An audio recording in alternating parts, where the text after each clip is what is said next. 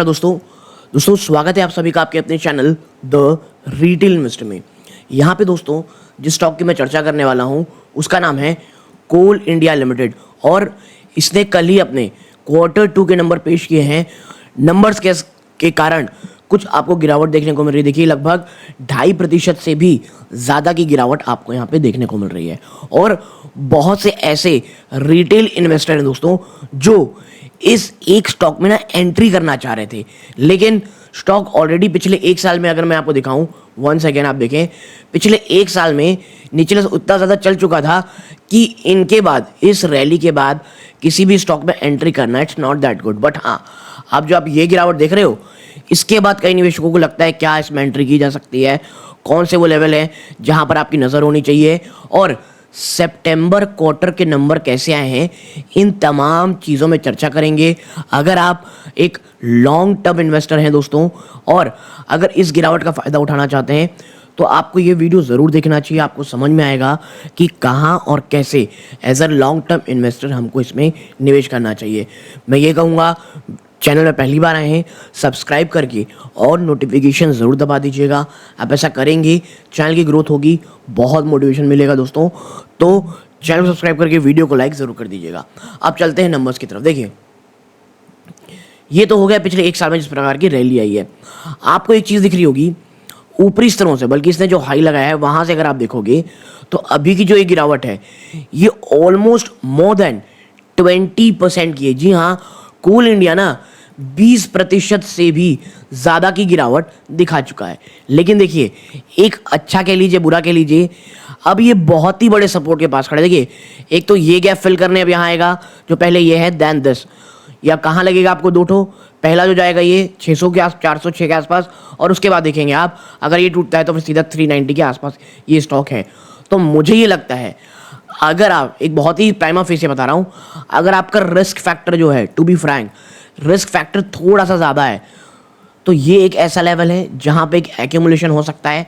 अगर अभी चाहते हैं यार नहीं मैं थोड़ा सा भी मेरा रिस्क फैक्टर कम है क्योंकि बाजार लगातार गिरावट दिखा रहा है, कल को क्या कैसा हो जाए, तो मैं थोड़ा सा ना अपना रिस्क फैक्टर को कम कर लिया हूँ, तो मुझे लगता है कोल इंडिया में आपकी नज़र ना बिटवीन 400 to 390 होनी चाहिए।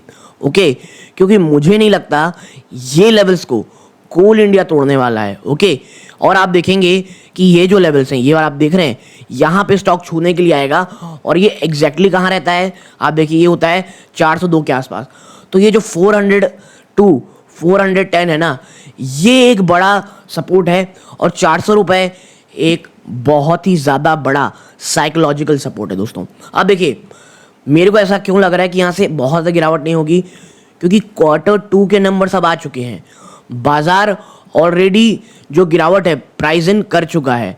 इसके साथ ही साथ प्लस जो कोल इंडिया की आप कह सकते हैं निगेटिविटी है वो 20% ऑलरेडी प्राइस इन हो चुकी हैं दोस्तों। तो जैसा कि मैं कह रहा था, रिजल्ट आ चुका, गिरावट हो चुकी, बड़े सपोर्ट के पास है, तो ये तीनों चीज़ें ही मिला करके स्टॉक को निचले स्तरों में माफ़ कीजिएगा और ज़्यादा गिराने से बचाती हैं।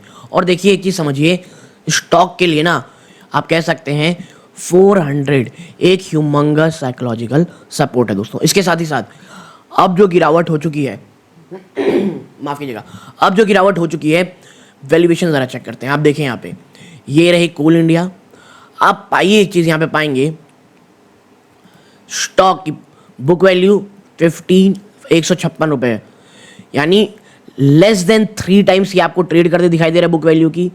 स्टॉक की भी 7.35 है, इंडस्ट्री की भी 20.7 पी है, उससे बहुत सस्ता है। ROC ROE आपको बहुत अच्छे लेवल में देखने को मिल रहे हैं।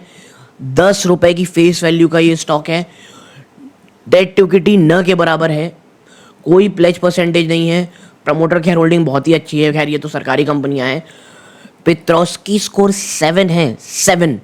ओके, और इसके साथ पैग रेशियो 0.45 है।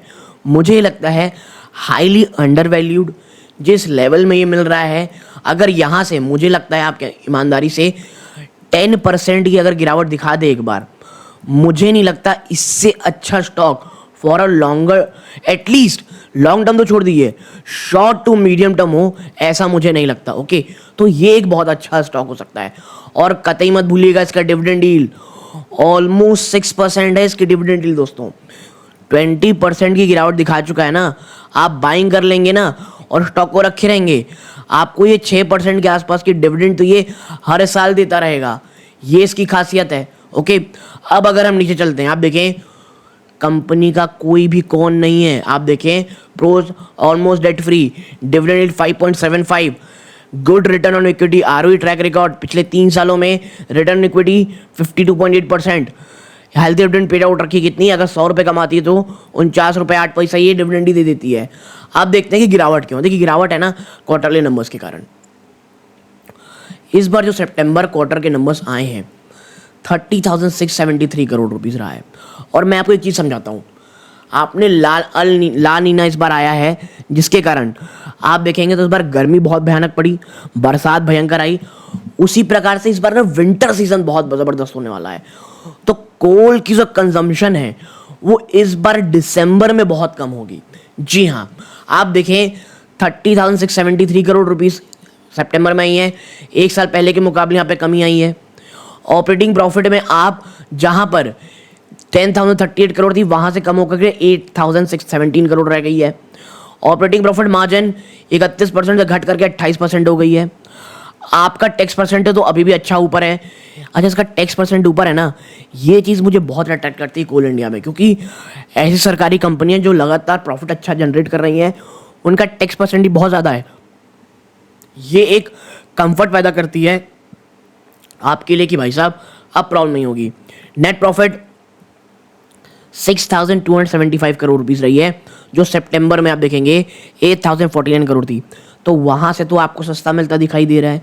ओके, इसके साथ ही साथ आप देखेंगे जो आपकी ईपीएस है जो सितंबर में 13 रुपए से भी ऊपर थी, वो मात्र 10 रुपए 21 पैसे आ गई है। तो भाई साहब जो ये गिरावट है इसको स्टॉक तो प्राइस इन करेगा ही करेगा। और मैं इसीलिए कह रहा हूँ अगर गिर करके ये प्राइस मेरे को 390 से लेकर के 350 के आसपास मिल जाता है तो as a long term investor मुझे ये स्टॉक बहुत ही शानदार लगेगा। ओके, और आप देखिए अगर हम नीचे चले यहाँ पे और बात कर लें किस चीज़ की, शेयर होल्डिंग पैटर्न की, जो अब सितंबर के लिए भी हो चुकी है, तो आप देखेंगे एफआईआईज ने यहाँ पर अपनी हिस्सेदारी बढ़ाई, डीआईआईज ने अपनी हिस्सेदारी घटाई है, लेकिन ऐसी नहीं घटा ली जो बहुत डरावनी हो जाए। पब्लिक ने माल बेचा है 5.02% की रह गई है यहाँ पे। और आप यहाँ पे देखेंगे डीआईएस में कौन कौन है, एलआईसी, एचडीएफसी और ये तमाम प्रकार की कंपनियां यहाँ पर हैं। और पब्लिक होल्डिंग में आप देखेंगे तो अभी ऐसे किसी का बड़ा नाम आपको नहीं देखने को मिलेगा।